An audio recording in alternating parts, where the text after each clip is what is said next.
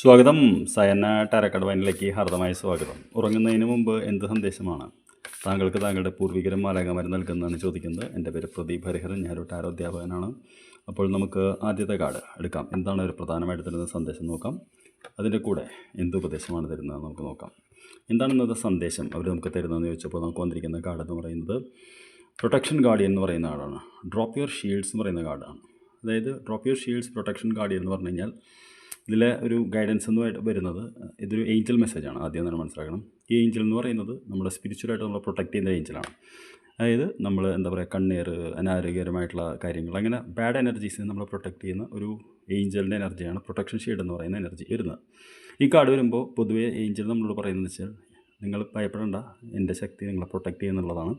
അതായത് നമ്മളൊരു സംരക്ഷിക്കുന്ന ഒരു കവചമായിട്ട് നമ്മുടെ ഇതിൽ നിൽക്കുന്നതാണ് പറയുന്നത് ഏഞ്ചൽ.